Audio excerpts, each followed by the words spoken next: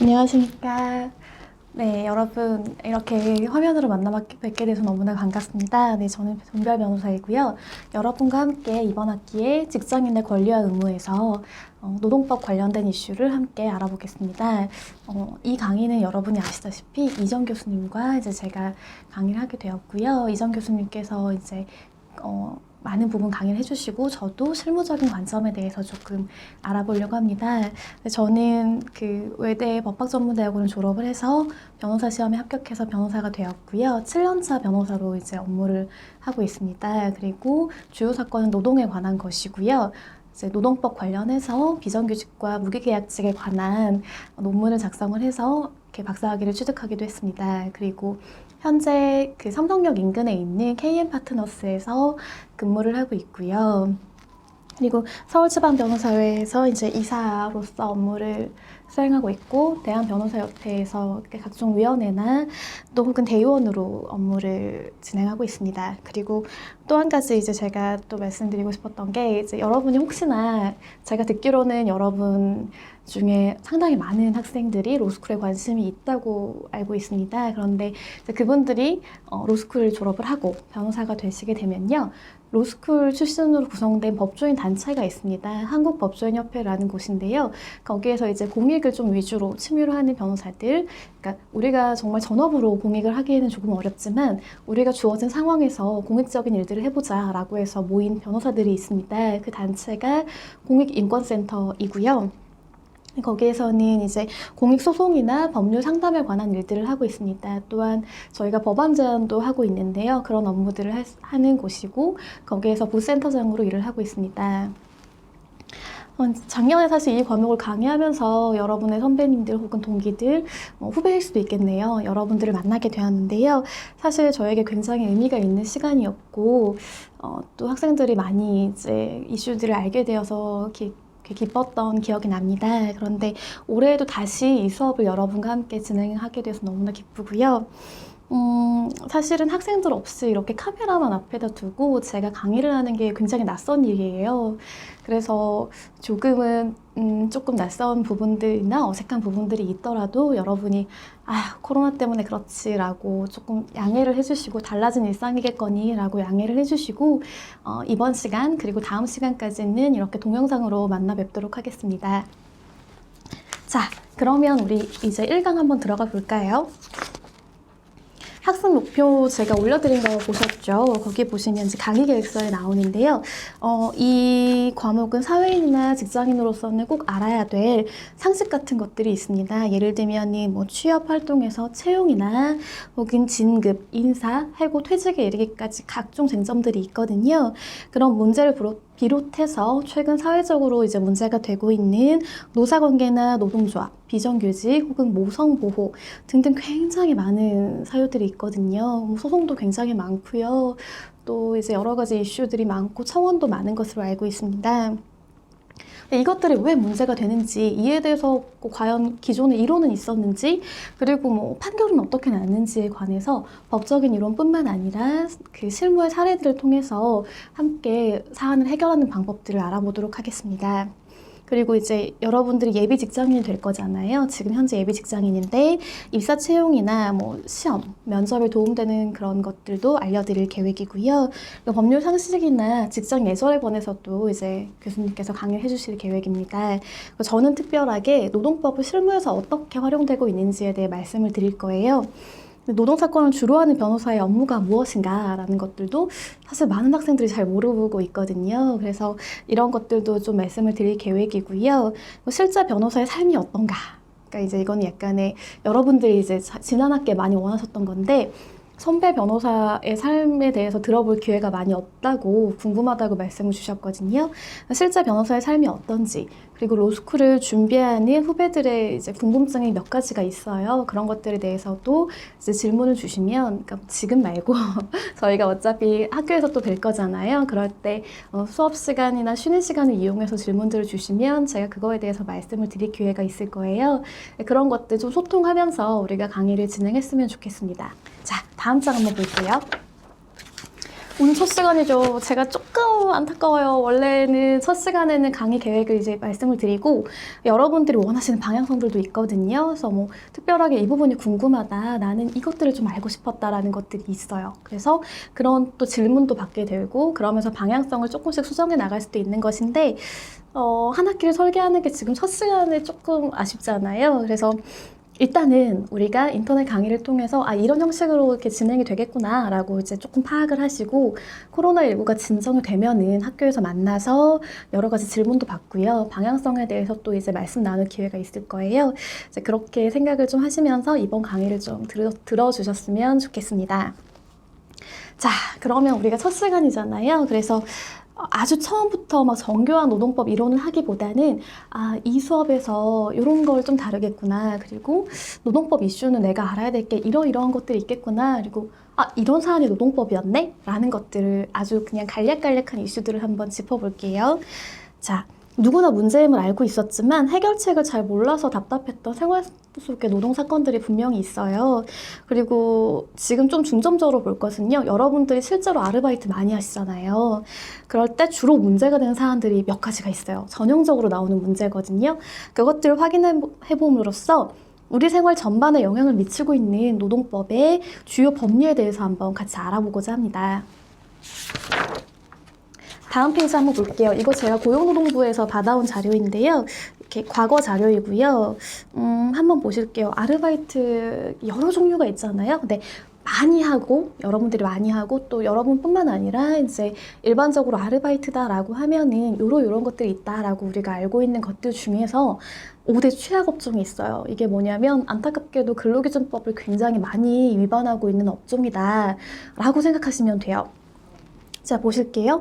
여기 보시면은 실시 업체가 그 당시에 5,082개가 되었는데 위반 업체 비율 한번 보실까요? 지금 왼쪽 제일 앞쪽에 보면 위반 업체 개수가 3,580개이고 무려 70.4%나 돼요. 굉장히 높은 비율이거든요. 쭉 보시면은 여기가 61.4%, 뭐 70%에서 아파트 건물 관리가 80.9%까지 돼요. 그러니까 위반 비율이 어마어마한 거예요. 그래서 여기 다 보시면 보통 60에서 80%이고요. 평균적으로 70% 정도 위반이 있다고 하니까 좀 안타깝지만 개선돼야 될 사항이 많은 거죠. 구체적으로 뭐가 있는지 한번 볼게요. 첫 번째 가장 많은 게 뭘까요? 자, 한번 표를 볼게요. 표를 보니까 서면 근로계약이 제일 많아요. 그러니까 여러분들 혹시 그런 경험 있지 않으세요? 아르바이트를 했는데 사장님이 그냥 근로계약서 안 주는 거예요. 근로계약이 뭔가요? 막 지금 또 지나가시면서 아르바이트 했는데 근로계약 체결했어야 됐나? 하셨어야 돼요. 그러니까 물론 안 해주시는 분들도 많고 과거에는 특히나 이제 뭐 아르바이트인데 무슨 근로계약이야 뭐 이렇게 하시는 분들이 많았는데 최근에는 그래도 조금 인식 개선이 되고 있는 편이기는 해요. 그럼에도 불구하고 아직도 근로계약서, 서면 근로계약 체결하지 않는 비율이 무려 45.2%나 되는 거죠. 절반 가까이 되는 굉장히 높은 비율이라는 것을 알 수가 있어요. 그 다음 임금체불이에요. 이게 생각보다 많거든요. 그러니까 특히 학생분들 같은 경우에는 이제 뭐 생활비라든지 혹은 뭐 등록금 때문에 아르바이트 하시는 분들도 꽤 많잖아요. 그런데 이렇게 임금을 주지 않게 되면 굉장히 난감한 상황에 빠지는 거죠. 그럴 때 어떻게 할 것인가에 관한 문제가 이제 뒤에 나와요. 그걸 한번 같이 해결해 볼 거예요. 세 번째 보면은 취업 규칙인데 이거는 여러분 잘 모르실 수 있어요. 아직 당연하게 배우지 않았기 때문에 그럴 거고요. 근데 요즘에 굉장히 많이 나와요. 취업 규칙에 대해서 뭐 불이익 변경이다. 뭐 이래서 예를 들면은 무슨 정년을 어떻게 연장할 것인가에 관한 문제부터 임금이 뭐 달라진다라는 문제부터 굉장히 문제가 많거든요. 그거에 대해서는 지금 하기엔 너무 약간 복잡한 이슈이고 좀 큰 이슈예요. 그래서 나중에 취업 규칙을 우리가 다뤄볼 기회가 있을 거예요. 그때 조금 더 상세하게 말씀을 드릴게요. 지금은 상시 근로자가 10명 이상이면 사용자가 작성을 해야 되는구나, 작성하지 않으면 문제가 되는구나, 요 정도 알아두시면 돼요. 근데 이 위반 비율이 15.5%나 된다는 거죠. 그러니까 사실은 사용자분들도 잘 모르시는 경우가 많아요. 그래서 저희가 이제 이런 것들에 대해서 조금 여러 가지로 말씀을 드리기도 하고요. 특히 저희가 많이 했던 업무 중에 하나가 여러 가지 규정들이 있어요. 기업마다. 그런데 혹은 공공기관마다. 근데 이게 근로기준법이 개정이 되기도 하고요. 관련 법률이 개정이 되면 취업 규칙을 같이 변경을 해야 되거든요. 그래서 이런 업무들도 주요로 담당하고 있습니다. 그래서 나중에 좀 상세하게 말씀드릴게요. 네 번째, 최저임금이죠. 이것도 아직도 많아요.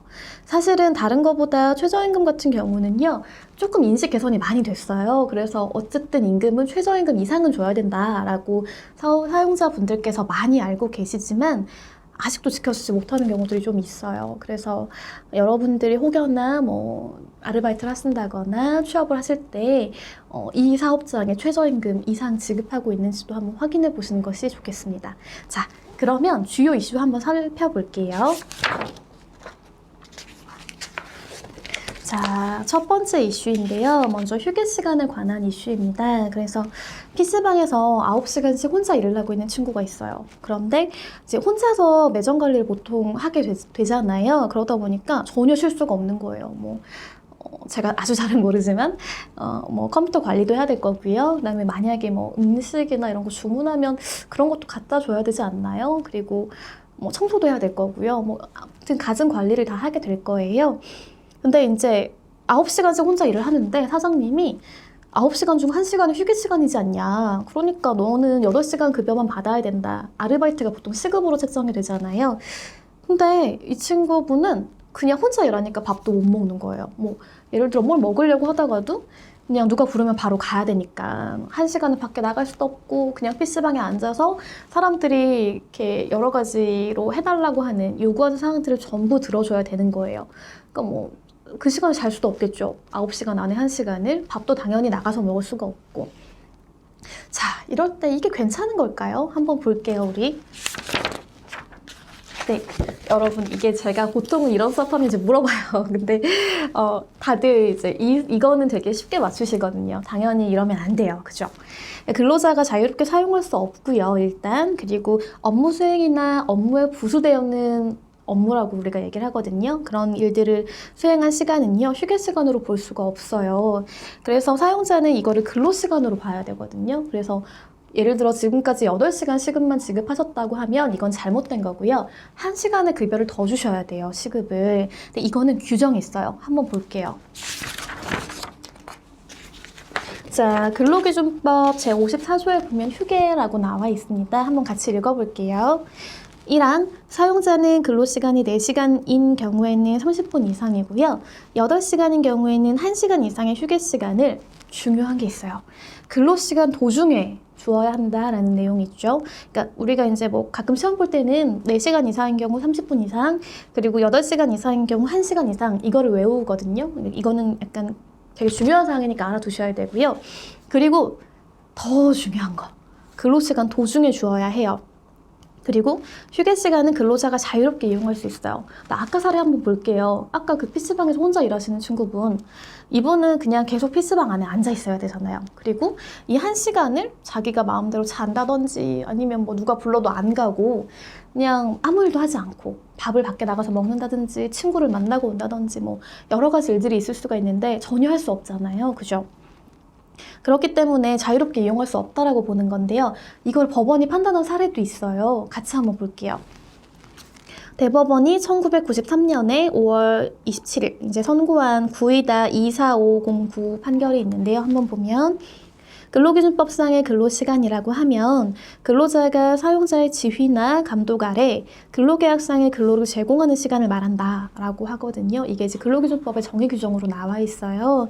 그리고 근로자가 작업시간의 중도에 현실로 작업에 종사하지 않은 대기시간 같은 것들이 있거든요. 혹은 휴식이나 수면시간 등이라고 하더라도 그것이 휴게시간으로서 근로자에게 자유로운 이용이 보장된 것이 아니고 실질적으로 사용자의 지휘나 감독에 놓여 있는 시간이라면 이를 당연히 근로시간에 포함시켜야 할 것이다 라는 거죠. 이게 아까 그 PC방 케이스에서 우리가 예를 들어보면요. 1시간은 분명히 자유시간이라고 했잖아요. 휴게시간이라고 했잖아요. 그래서 급여를 안 받았잖아요. 그러면 그게 진짜 휴게시간이 되려면요. 사장님이 아무 지시도 하지 않아야 돼요. 그러니까 그 업무를 하지 않고 있어도 그냥 자유롭게 밥을 먹고 와도 괜찮은 시간인 거예요. 그럴 때 휴게 시간이고, 근데 사장님이 휴게 시간을 얘기는 해줬어요. 그냥 너 어차피 점심시간이잖아, 혹은 저녁 시간이잖아. 그러니까 내가 굳이 너한테 9시간 돈을 줄 필요는 없어 라고 했더라도 그 1시간 안에 손님이 오면 응대를 해야 되는 거죠. 뭐 비용을 지급받기도 해야 되고 컴퓨터에 문제가 생기면 뭐 해줘야 되고 또 음식을 주문하면은 그거 갖다 드려야 되고 뭐 이러면은 그거는 업무 시간인 거예요. 그래서 휴게 시간이 아니다. 그러니까 이 구분을 이제 조금 이해하시겠죠. 그래서 이제 근로기준법상 아까 그 판례 보시면 근로자가 사용자의 지휘나 감독 아래 근로계약상의 근로를 제공하는 시간을 근로시간이라고 하잖아요. 그래서 이제 이 사용자의 지휘 감독 아래 있었는지 여부에 대해서는요, 근로계약의 내용이라든지 취업규칙 아까 말한 거, 그러니까 예를 들어 업무 규정 같은 게 있어요. 그래서 그런 거에 정함이 있는 내용을 좀 보고, 그다음에 활동의 업무 관련성. 예를 들어 그냥 내가 밥 먹으러 가는 거는 업무 관련성 없잖아요. 그런데 뭐 아까 말씀드린 것처럼 뭐 누가 컵라면 같은 거 주문을 해가지고 그걸 갖다 드려야 된다. 이러면 업무 관련성 당연히 있는 거잖아요. 그러니까 이럴 때는 휴게 시간이 아닌 거죠. 그런 식으로 사안마다 달라요. 그러니까 무조건 이게 휴게 시간이다, 아니다라고 판단하기는 조금 어렵고요. 정말로 근로자가 지휘를 받지 않느냐, 사용자가 지시를 하지 않느냐에 따라 조금씩 달라지니까 그 부분 좀 생각하고 계시면 됩니다. 자, 넘어가 볼게요. 자, 다음 사례. 이것도 굉장히 안타까운 사례예요. 임금 미지급에 관한 사례인데, 특히 청소년들 같은 경우도 이런 경우가 좀 있더라고요. 이제 청소년들도 알바를 하는 경우들이 많은데, 그 현황들을 보니까 임금 미지급이 굉장히 많았어요. 한번 볼게요. 어떤 대학생 분인 것 같아요. 이분이 휴학을 하고 식당에서 아르바이트를 하고 있었는데, 사장님이 아무 이유 없어요. 뭐 말도 한 것도 아니고 그냥 아무 이유 없이 2달째 월급을 안 주는 거예요. 월급을 달라. 내가 지금 이번 달에 뭐 생활비도 해야 되고 뭐 자취하시는 분들이 있으시면은 집 그 월세 같은 걸 내시잖아요. 그래서 월세도 내고 책도 사야 되고 또 등록금도 마련해야 된다라고 아무리 말을 해도 사장님이 아이 줄게. 내가 뭐 그거 떼어 먹겠니? 이러면서 안 주시는 거예요. 그게 벌써 2달이 흘렀어요. 이럴 때 어떻게 해야 될까요? 한번 볼게요. 2가지 방법이 있어요. 임금을 지급하지 않을 때는 첫 번째로는 사업장 임금의 고용노동청에 임금 체불 이유로 진정을 제기할 수가 있거든요. 이게 사실은 조금 빠르고 간단한 방법이에요. 이제 그렇게 되면은 사용자가 이제 왜 임금을 지급하지 않았는지에 대해서 조사를 받게 되고요.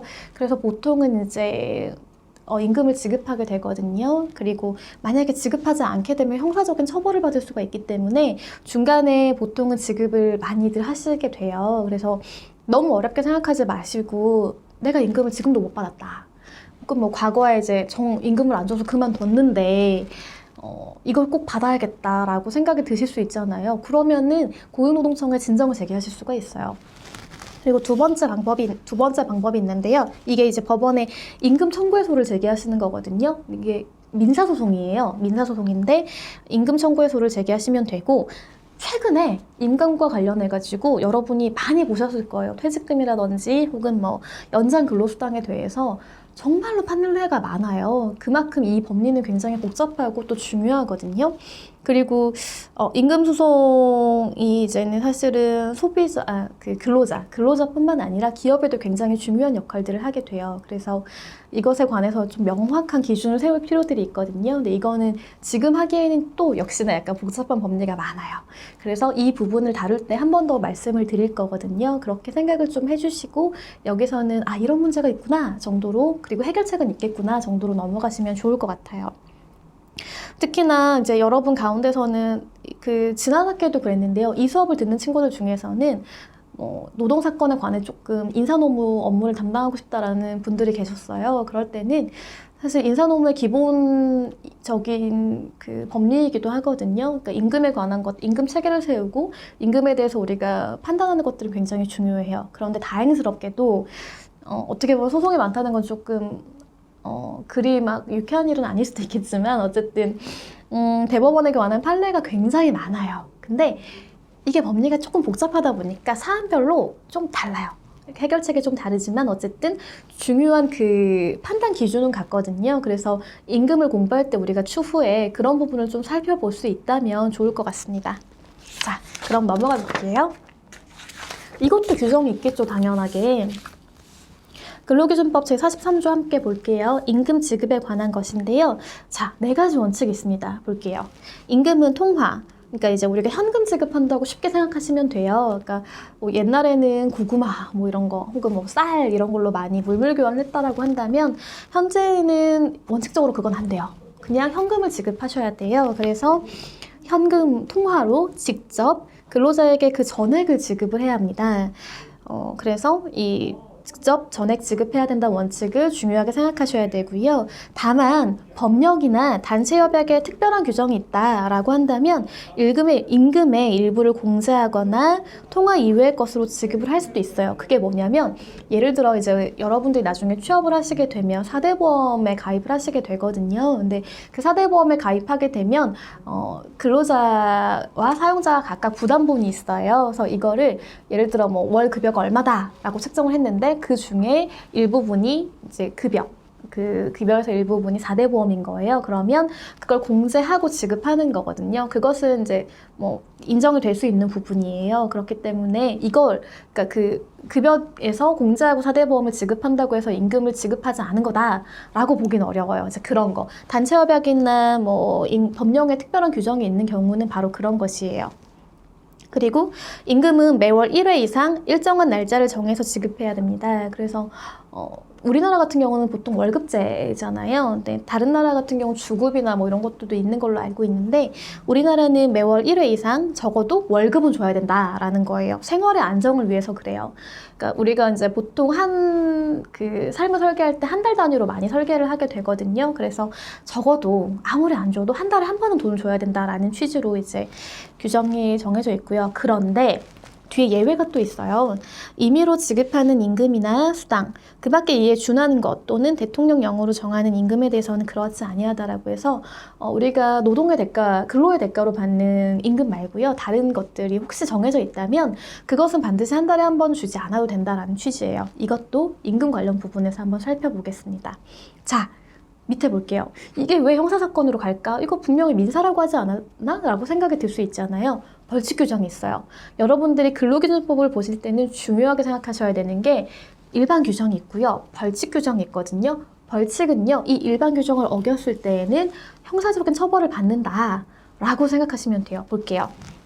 자, 109조 1항을 보시면은 3년 이하의 징역이나 3천만 원 이하의 벌금이라고 나오죠. 이거 꽤 그렇게 가볍진 않아요. 가볍진 않고요. 보시면 이제 근로자가 아까 말씀드렸듯이 임금체불로 진정을 제기하게 돼요. 그러면은 보통 이제 사용자와 함께 그 조사를 받게 되거든요. 근로감독관께서 이제 조사를 하시는데 조사를 했는데 사용자가 지급하겠다. 내가 지급 못해서 너무 미안했다라고 하고 인정하고 지급하면 괜찮아요. 그런데 지급하지 않고 시정명령이 나오고 여러 가지 경로를 거쳤는데도 이제 전혀 지급하지 않을 때는 이 사건이 형사사건으로 이제 진행이 되거든요. 그래서 기소하고 이제 벌금형에 처해질 수가 있어요.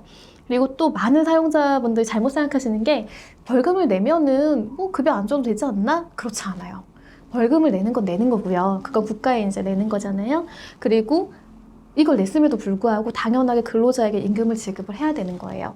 그래서 만약에 그럼에도 불구하고 임금 지급 안 할 때는 이제 또 민사소송을 제기한다거나 뭐 여러 가지 방안들이 있을 수가 있는데요. 그것들도 추후에 조금 더 상세하게 살펴보겠습니다.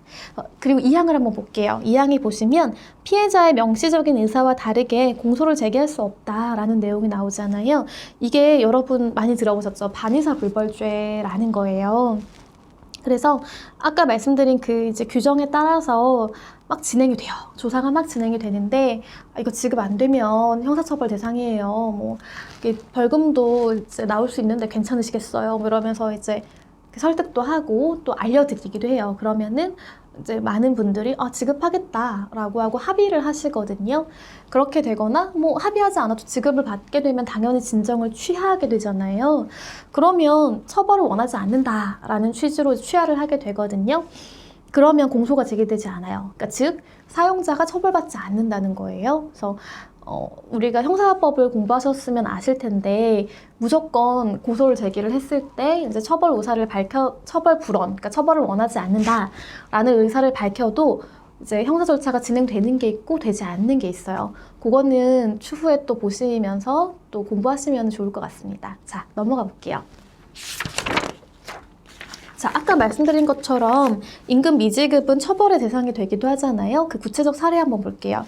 창원지방법원에서 2016년 1월 27일에 선고한 2015노 1996 판결이 있어요. 보시면 사용자인 피고인이 퇴직 근로자인 피해자들에 대한 연장 근로수당, 주휴수당, 임금 및 퇴직금을 당사자 사이에 합의 없이 지급 사유가 발생한 날로부터 14일 이내에 지급하지 않은 경우예요.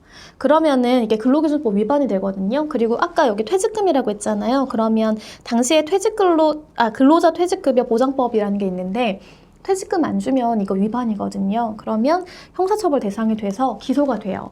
그래서 법원에서 당신 유죄라고 판결한 사안이에요. 그러니까 이처럼 유죄 판결 받는 사안들이 있다라고 생각하시고 넘어가시면 됩니다. 자, 다음 사례 한번 볼게요. 위약 예정 금지 위반에 관한 것인데요. 이런 케이스도 생각보다 많더라고요. 한번 볼게요. 아르바이트를 시작을 할 때 1년 이내에 그만둔다 라고 하면은 1개월 분의 급여를 반환한다 라는 각서에 사인하라고 하시는 경우도 있고요. 보통 계약서의 형태로 이걸 적는 경우들이 좀 있더라고요. 보면 계약기간, 그러니까 근로계약 시작일은 이때부터 혹은 뭐 근로계약일은 여기부터 여기까지인데 이 1년 이내에 그만두면은 내가 한 달분의 급여를 반환하겠습니다. 뭐 반납하겠습니다. 여러 가지 표현을 써가면서 근로계약서 작성하는 경우들이 있어요. 근데 사람 일이 사실 처음엔 당연히 내가 1년 해야지라고 들어갈 수 있잖아요. 그런데 예기치 못한 사정들이 생길 수가 있어요. 그러니까 업무 환경에 문제가 있을 수도 있고요. 혹은 개인적인 사정이 생길 수도 있고 뭐 여러 가지 사정들이 있을 수가 있잖아요. 그래서 도저히 더 이상 할 수 없는 지경에 이른 거예요. 그래서 10개월이 딱 되었을 때 사장님 죄송한데 그만두겠습니다 라고 얘기할 수가 있어요. 그럴 때 사장님이 너 그런 게 어딨어. 네가 분명히 1년 동안 한다고 했잖아. 그러면은 한 달 거는 반환해야 되잖아. 계약서를 봐. 네가 썼잖아. 라고 하는 경우들이 있어요. 어때요? 이거 정당할까요? 정당하지 않을까요? 이거 굉장히 많이 헷갈리시더라고요. 자, 뒤에 한번 볼게요, 우리. 자, 답을 먼저 말씀드리면요. 주실 의무는 없어요. 왜냐하면 사용자는 근로계약 불이행에 대한 위약금이나 손해배상액을 예정하는 계약을 체결할 수 없기 때문이에요. 이게 명시적으로 법에 나와 있거든요. 1년 이내에 그만두면 한 달분의 급여를 돌려주겠다라고 하는 것은 약속을 어긴 거잖아요. 그게 위약이거든요. 약속을 어긴 것에 대한 이제 금액, 손해배상조로 혹은 뭐 여러 가지 이유로 금액을 지급하는 거잖아요. 그렇기 때문에 이러한 계약은 법에 위반하는 거예요. 그래서 돌려주지 않아도 됩니다. 자, 규정 한번 봅시다. 근로기준법 제20조에는 위약 예정의 금지가 있어요. 같이 읽어볼게요. 사용자는 근로계약 불이행에 대한 위약금 또는 손해배상액을 예정하는 계약을 체결하지 못한다 라고 되어 있고요. 제114조에는 벌칙 규정도 있어요. 다음 각 호의 어느 하나에 해당하는 자, 아까 즉 이 위약 예정 금지. 그러니까 뭐 그만두면 뭐 한 달치 급여를 주겠다라고 하는 경우 이런 식의 약정을 체결하면 벌금 500만 원 이하에 처할 수 있다라는 거예요. 위약이 어떤 건지 아시겠죠? 자, 판례도 한번 볼게요. 대법원이 2008년에 선고했어요. 10월 23일이고요. 2006-37274 판결이에요. 이게 약정금이라는 것인데 한번 볼게요. 근로자가 일정 기간 동안 근무하기로 하면서 이를 위반할 경우에 소정 금원을 사용자에게 지급하기로 약정하는 경우 그 약정의 취지가 약정한 근무기간 이전에 퇴직을 하면 그로 인하여 사용자에게 어떤 손해가 어느 정도를 발생했는지를 전혀 묻지 않고 바로 소정 금액을 사용자에게 지급하는 것이다. 이런 취지로 이렇게 체결이 되었다면 이는 명백히 구근로기준법에 반하는 것이기 때문에 효력을 인정할 수 없다. 또 그 약정이 미리 정한 근무기간 이전에 퇴직하였다는 이유로 마땅히 근로자에게 지급되어야 할 임금을 반환하기로 하는 취지일 때라도 결과적으로는 이 조항, 그러니까 위약 예정 금지 아까 본 거 있죠. 거기에 반하기 때문에 그 효력을 인정할 수 없다라고 규정했어요. 자, 기억하세요. 이건 원칙이에요, 원칙. 그래서 원칙적으로는 위약 예정 금지 안 됩니다. 그런데 예외가 있어요. 뭘까요? 밑에 한번 같이 읽어볼게요. 다만 그 약정이 사용자가 근로자의 교육 훈련이나 연수 위한 비용을 우선 지출을 하고요. 근로자는 실제 지출된 비용의 전부나 일부를 상환하는 의무를 부담하는 경우가 있어요. 그럴 때 이제 원래는 근로자가 그 돈을 자기가 내서 연수를 하든 교육훈련을 받든 해야 되는데 장차 일정한 기간 동안 근무할 때는 회사가 뭐 그거 안 받겠다라고 면제해주는 경우들이 있거든요. 그럴 때는 그게 뭐 네가 잘못해서 그만두기 때문에 무조건 돈 받는다라는 취지가 아니라는 거예요. 그렇기 때문에 약정의 필요성, 그러니까 즉 일정 기간 근무하지 않았을 때 돈을 상환해야 된다라는 것들은 괜찮다는 거예요. 예를 들어 볼게요. 회사에서 이제 이분이 너무 엘리트인 거예요. 그래서 일정 기간을 근무한 이후에 혹은 뭐 이 업무에 대한 필요성이 있어서 이 근로자를 유학을 보내준다든지 교육훈련을 보내주는 경우들이 있어요. 특히 로펌들 같은 경우도 지금도 그런 경우들이 있거든요. 그래서 몇 년 차 이상이 되면은 뭐 외국으로 이제 보내서 이 변호사님한테 뭐 LLM 을 이렇게 받게 하고 그다음에 그 미국 변호사 자격증을 취득하게 한다거나 뭐 여러 가지 것들이 있거든요. 그런 걸 하고 나서 취업 후 일정 기간은 또 이 법인에 이제 근무를 해야 된다, 혹은 이 법률사무소에 근무를 해야 된다라는 것들이 있을 수 있어요. 그럴 때 근데 이분이 이제 와서 근무하기가 싫을 수도 있잖아요. 그럴 때 돈을 반환하라라는 게 정당하냐라고 했을 때 법원은 괜찮다는 거예요. 이 경우에는 교육훈련 연수를 위해서 회사가 우선적으로 근로자가 그 지출해야 될 비용을 지출해 주는 거고, 근로자는 원래는 회사한테 줘야 되지만 회사가 교육훈련을 위해 지급한 거니까 당신이 일정 기간만 근무하면 내가 뭐 안 받을게 라는 취지이기 때문에 무조건 약정을 반하는 그런 위양예정 금지에 대한 거라고 보지는 않아요. 그래서 이 부분에 대해서는 예외적으로 인정하고 있다는 거 알아두시면 좋겠습니다. 자, 그 다음에 넘어가 볼게요. 이거 조금 슬픈 케이스죠. 이제 해고에 관한 것도 많아요. 그런데 가끔 이런 경우들이 많더라고요. 갑자기 내가 열심히 해서 뭐 우리가 일을 할 땐 이런 계획들을 좀 세우잖아요. 뭐 몇 개월 어디서 무슨 일을 하고 또 어디서 무슨 일을 해가지고 급여를 받아서 등록금 내야지, 혹은 뭐 당장 이번 달 월세가 필요하니까 뭐 월세를 내야지, 혹은 뭐 어떤 목적, 예를 들면 어학연수라든지 아니면 내가 정말 사고 싶은 게 있을 수도 있잖아요. 다양한 목적을 가지고 이제 일을 하는데, 그래서 기간을 본인이 이제 스스로 정했을 수도 있고요. 근데 갑자기 사장님이 내일부터 나오지 마 라고 하는 경우 우리가 어떻게 해야 될 것인가에 대한 규정들이 좀 있어요. 한번 볼게요. 카페에서 1년 이상 아르바이트를 했었는데 오늘 갑자기 사장님이 나오지 말라고 해요. 이럴 때 어떻게 하는 걸까요? 라고 나오는 경우들이 있고요. 굉장히 많은 케이스예요. 한번 볼게요. 자, 여러분 예상하다시피 그러시면 안 됩니다, 일단은. 근데 어떻게 해결할 수 있는지를 한번 보면, 아르바이트생이라고 할지라도 해고를 하는 경우에는요, 30일 전에는 적어도 말을 해줘야 돼요. 아까 제가 잠깐 말씀드린 적이 있는데, 우리가 월급을 최소한, 그러니까 한 달 정도에 한 번씩은 급여를 지급하라고 하는 것은 우리 생활이 한 달을 기준으로 이제 돌아가는 경우들이 많잖아요. 그렇기 때문에 그런 취지, 유사한 취지에서 여기에서도 해고를 할 때에는 무조건 30일 전에는 알려줘야 돼요. 그래야 이분이 이 다음 달을 어떻게 살 것인지 생각을 하게 되잖아요. 그리고 만약에 예고를 하지 않는다라고 하면은요, 30일분의 통상임금을 지급을 해야 돼요. 30일분의 임금을 지급을 해야 되고요. 그런데 예외가 있어요. 이제 좀 이거는 사용자에게 좀 안타까운 케이스인데, 정말 부득이한 사유로 너무 막 사업이 어려워진 거예요. 그래서 이 사업체를 그러니까 사업체 자체가 도산에 이를 지경에 처할 수도 있거든요. 그럴 때라든지 뭐 갑자기 천재지변이 막 생기거나 불이 나거나 해가지고 뭐 도저히 일을 더 이상 계속할 수 없을 때, 혹은 근로자가 고의로 사업에 막대한 지장을 초래한 경우들이 있어요. 그러니까 내가 이걸 하면 이 사업장에 굉장히 뭔가 손해가 올 거란 걸 알아요. 그럼에도 불구하고 그냥 한 거죠. 그래서 실제로 이제 손해도 많이 발생하기도 했고, 뭐 이런 경우라든지, 혹은 재산상 재산상 손해를 입힌 경우가 예외예요. 근데 그 밖에 예외 사유도 조금 있거든요. 한번 같이 볼게요. 다음 장 한번 볼게요. 자, 근로기준법 제26조 한번 보겠습니다. 해고의 예고인데요.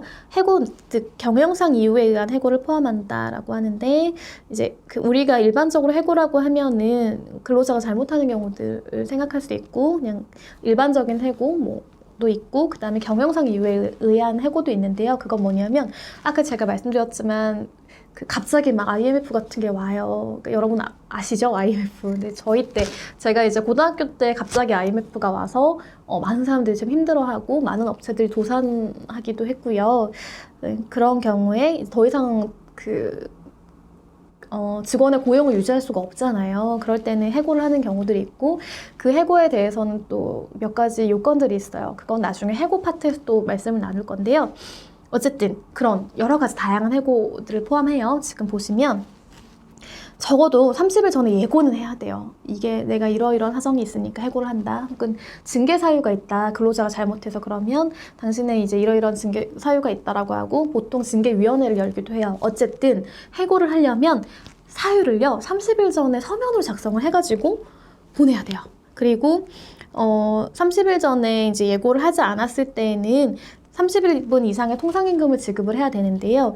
그 서면을 제가 말씀드린 이유가 보통 이제 예고에 관해서 법적 다툼이 되게 많거든요. 그래서 서면을 작성하지 않게 되면 예고를 했네 안 했네부터 시작해서 이제 또 불필요한 소모적인 논의가 많이 발생할 수 있고 해고 사유를 말해주지 않았다라는 또 그런 여러 가지 분쟁이 발생할 수가 있어서 서면으로 작성하시는 것이 좋고요. 그리고 그런데 예고를 하지 않아도 괜찮은 경우도 아까 예외 있다고 했잖아요. 그거 한번 볼게요. 근로자가 계속 근로한 기간이 3개월 미만인 경우가 있을 수 있고요. 천재, 사변, 그 밖에 부득이한 사유로 사업을 계속하는 것이 불가능한 경우들이 있을 수가 있어요. 그리고 근로자가 고의로 사업에 막대한 지장을 초래하거나 재산상 손해를 끼친 경우로서 고용노동부령으로 정하는 기타 사유들이 있거든요. 그럴 때 예외가 인정이 되고요. 이거 지키지 않으면 또 벌칙 사유가 있어요. 벌칙은 아까 제가 형사처벌이라고 말씀을 드렸죠. 그래서 형사처벌이 가능하니까 이 부분도 정말 주의하셔야 되는 부분이에요. 아시겠죠? 자, 당연히 판례가 있습니다. 한번 볼게요. 이거 대법원 판례고요. 대법원에서 2018년 9월 13일 날 선고한 판례이고 2017 다 16778 판결입니다. 볼게요. 근로기준법 제26조 본문에 따라서 사용자가 근로자를 해고하면서 30일 전에 예고를 하지 아니하였을 때에는 근로자에게 지급하는 해고 예고 수당은 해고가 유효한 지와 관계없이 지급되어야 하는 돈이고요. 해고가 부당해고에 해당해서 효력이 없다라고 하더라도 근로자가 다시 이거를 사용자에게 돌려줄 의무는 없다는 취지예요. 보시면은 해고의 효력 자체에 대한 규정이 아니기 때문에 부당해고라고 하더라도 해고 예고 수당은 지급을 해야 되고요. 그리고 추후에 부당해고로 판명이 되었다고 하더라도 근로자의 보호의 필요성을 감안할 때 근로자가 위 금원을 돌려줄 의무는 없다는 거예요. 무슨 말이지 싶죠?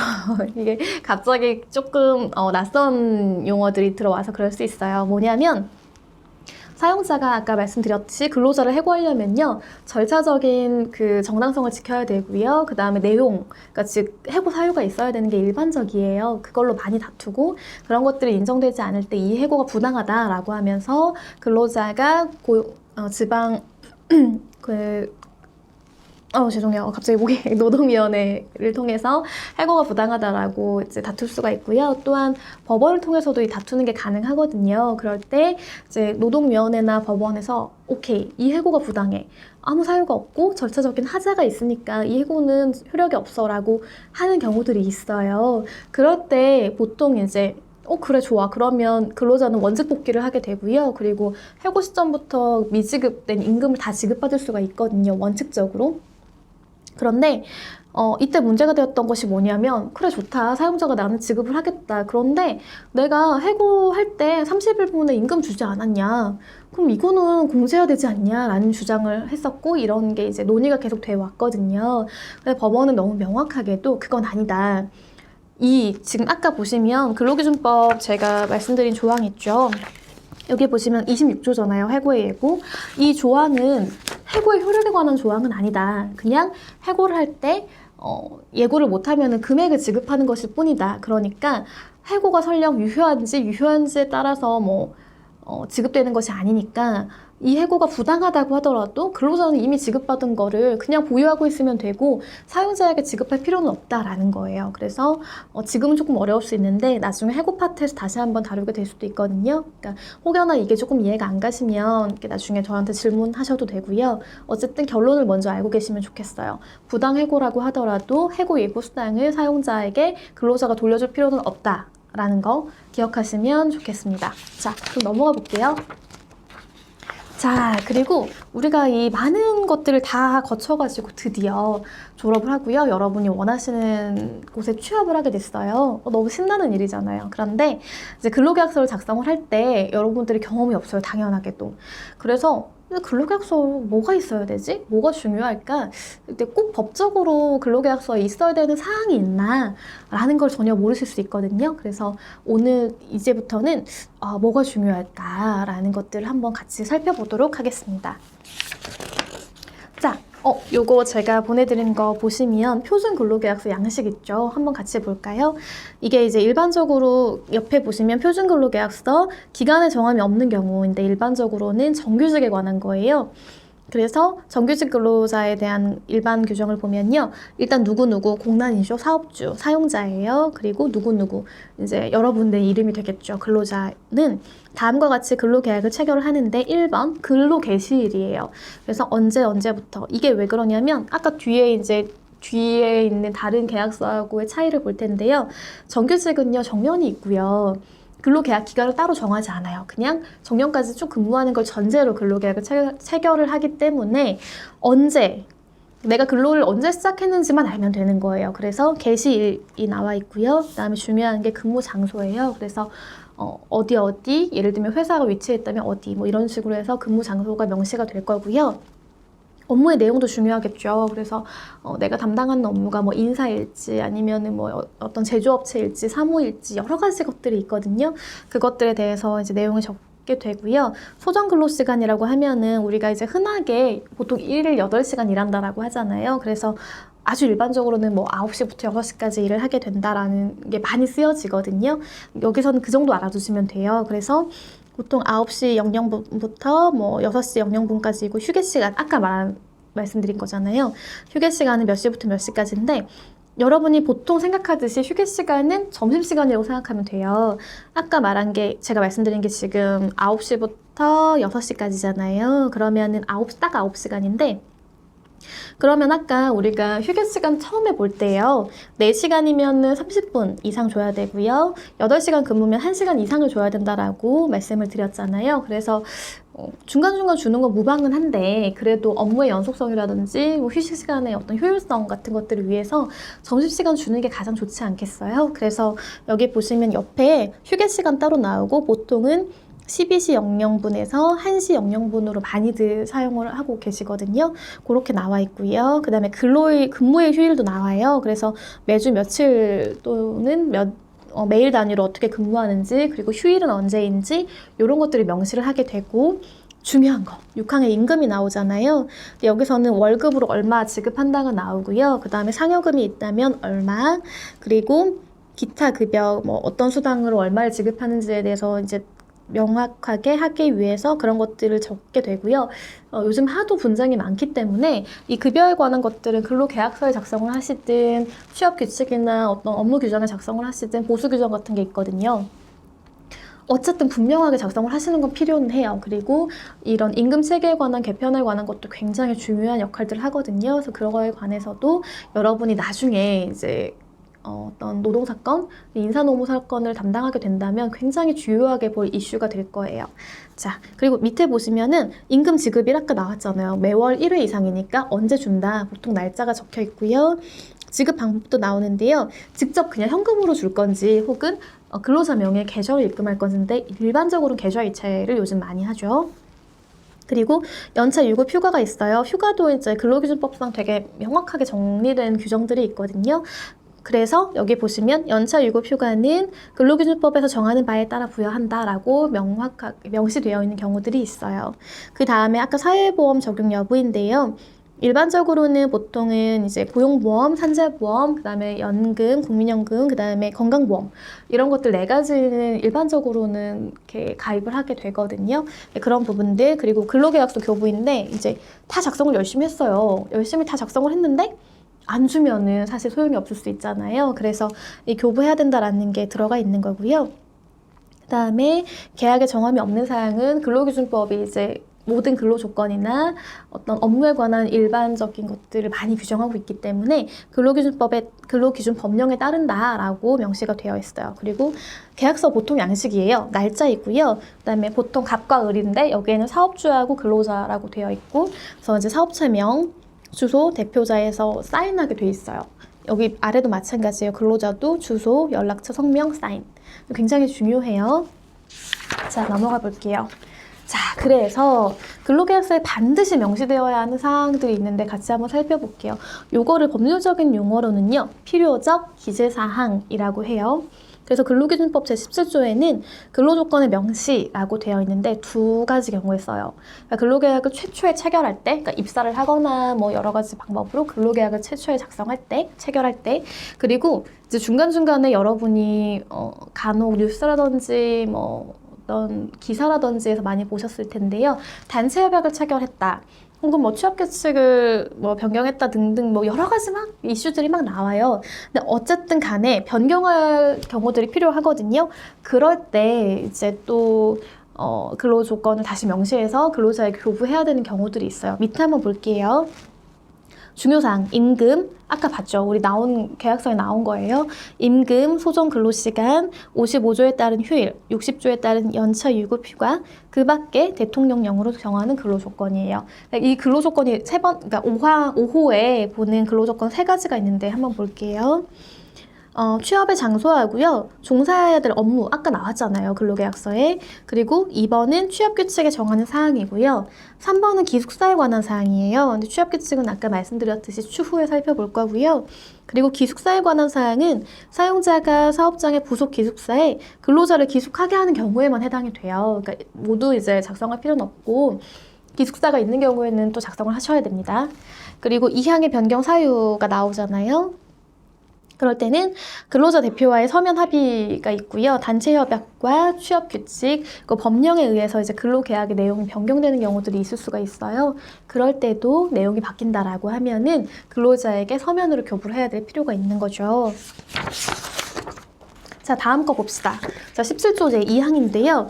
보시면 근로계약서 교부 의무가 있고요. 사용자는 제1항 1호 아까 방금 본 거와 관련한 임금의 구성 항목, 계산 방법, 지급 방법 및 제2호부터 제4호까지의 사항이 명시된 서면을 근로자에게 교부해야 한다라고 규정하고 있죠. 다만 본문에 따른 사항이 단체 협약이나 취업 규칙의 변경 등 대통령령으로 정하는 사유로 인해서 변경되는 경우에는 근로자의 요구가 있으면은 그 근로자에게 교부해야 한다는 거예요. 그러니까 근로자가 내가 이거 보고 싶은데 나한테 주세요라고 하면 교부를 해야 돼요. 자, 그래서 이거를 만약에 이행하지 않았다. 사용자가 안 줬어요. 요구했는데도. 그러면 또 근로기준법 제114조에 따라서 500만 원 이하의 벌금에 처해질 수 있어요. 근데 한 가지 좀 살펴볼 것은요. 이건 아까 제가 말씀드렸듯이 정규직 근로자에 관한 거잖아요. 그런데 여러분이 이제 취업을 하시게 되면요. 다양한 형태가 있을 수 있어요. 그러니까 이제 그 기간제 및 기간제 근로자 혹은 단시간 근로자로서 일을 할 수도 있는데요. 예를 들면은 변호사들 같은 경우에는 이제 공공기관에 정규직으로 취업하는 경우도 있는데 전문계약직이라는 용어를 쓰기도 해요. 그래서 변호사님들이 이제 정규직으로 입사하는 것이 아니고요. 이 해당 업무의 처리를 위해서 몇 년간 계약을 하고 이 업무 수행을 마치면은 이제 근로계약이 종료가 된다. 그러니까 기간이 정해짐이 끝나면요. 그런 근로계약이 종료가 된다. 그런데 뭐 1회 안에 연장할 수 있다라던가 여러 가지 규정들이 있을 수가 있어요. 그런 식으로 기간제 근로자가 되는 경우들이 있거든요. 그럴 때에는 근로기준법이 아니고요. 기간제 및 단시간 근로자 보호 등에 관한 법률이라는 특별법이 있어요. 이 법률에 따라 적용을 받게 되거든요. 한번 보시면 17조 제2항 제2호에 따라서 그 마찬가지로 교부하지 않으면 과태료에 처해질 수가 있는데요. 자, 다음 거 볼게요. 규정 한번 같이 볼게요. 그 제17조 근로조건의 서면 명시. 사용자는 기간제 근로자 또는 단시간 근로자와 근로계약을 체결한 때에는 다음 각호의 모든 사항을 서면으로 명시해야 한다. 다만 제6호는 단시간 근로자에 한한다라고 해서 비슷해요. 한번 볼게요. 근로계약 기간이죠. 그리고 근로시간, 휴게, 임금의 구성 항목, 계산 방법, 지불 방법, 그리고 휴일, 휴가, 취업의 장소하고요. 종사해야 될 업무의 내용, 그리고 6호는 아까 말씀드렸죠. 단시간 근로자한테만 적용되는데요. 근로인 및 근로일별 근로시간이잖아요. 그러니까 기간제 근로자하고 정규직 근로자가 가장 큰 차이는 기간의 정함이 있다는 거였어요. 그 외에는 일반적으로 근로시간은 정규직 근로자하고 조금 비슷해요. 뭐 특별하게 다른 경우도 있지만 일반적으로는 비슷해요.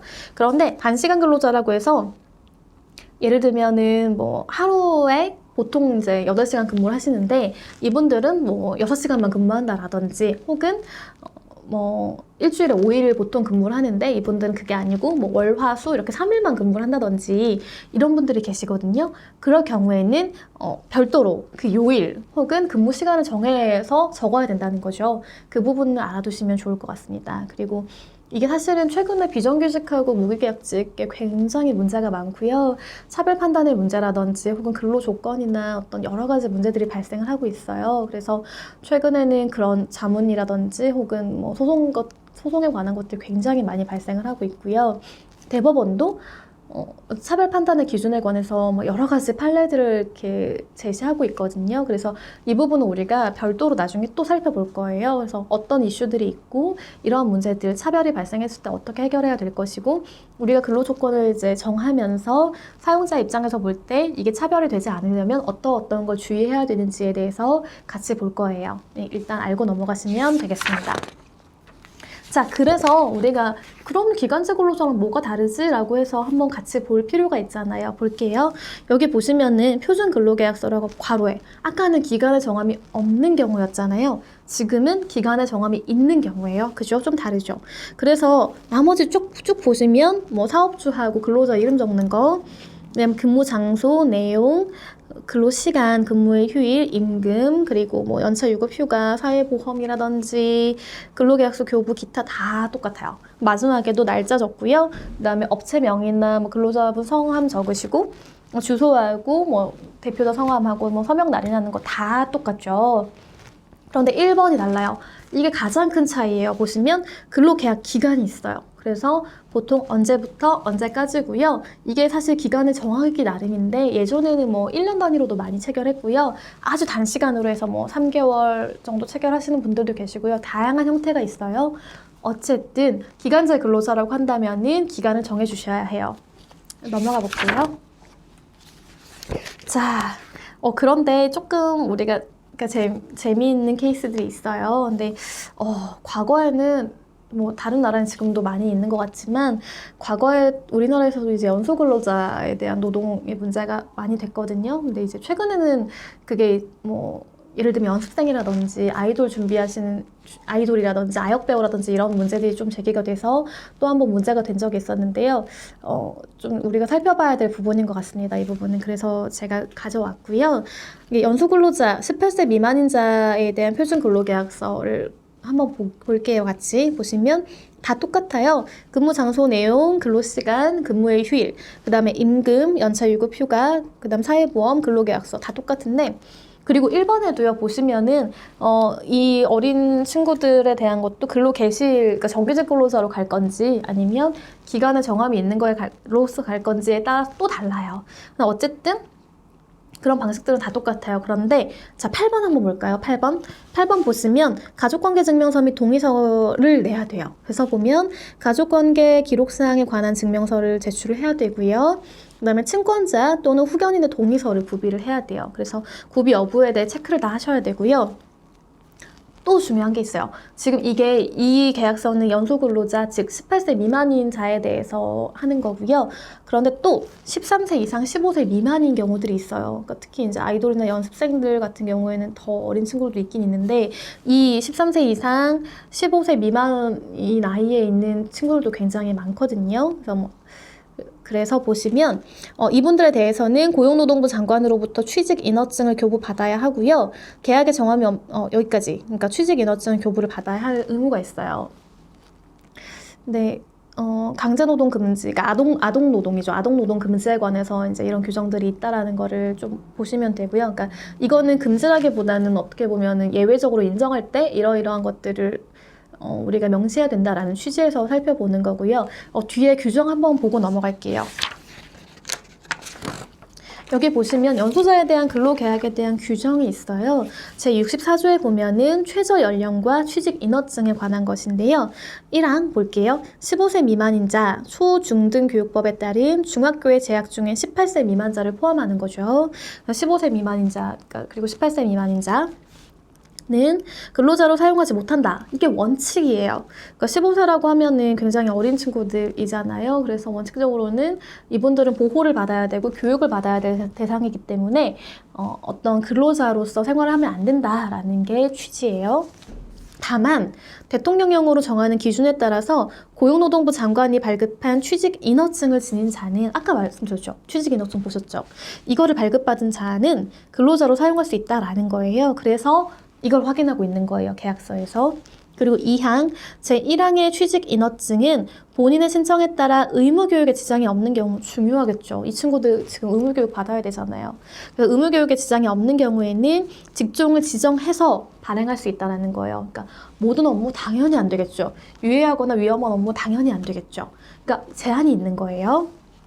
3항, 고용노동부 장관은 거짓이나 그 밖의 부정한 방법으로 제1항 단서의 취직 인허증을 발급받은 자에게는 그 인허를 취소해야 된다라는 것이고요. 이것도 이제 이 친구들을 보호하기 위한 규정이에요. 그리고 66조에 보면은 연소자 증명서라는 게 있거든요. 이건 뭔지 또 볼게요. 사용자는 18세 미만인 자에 대해서는 그 연령을 증명하는 가족관계 기록 사항에 관한 증명서하고 친권자 또는 후견인의 동의서를 사업장에 갖춰둬야 한다라는 거예요. 그래서 이것도 이제 혹여나 그 아동이 약간은 이제 정말 하고 싶은데 이거를 꼭 해달라고 해도 부모님이 동의가 없거나, 그러니까 친권자는 후견인이겠죠. 동의가 없다라고 하면은 할 수 없도록 아동 보호의 목적을 위해서 그런 거예요. 자, 이 형태가 뭔지 우리 간단하게 살펴보고 넘어갈게요. 여기 보시면 친권자, 후견인 동의서 나오죠. 여기에는 친권자나 후견인의 인적사항을 상세하게 작성을 해야 돼요. 성명, 성년월일, 주소, 연락처, 그리고 연소근로자와의 관계까지요. 그 다음에 또 연소근로자의 인적사항도 있어야 돼요. 그래서 성명, 생년월일, 주소, 연락처까지 있어야 되겠죠.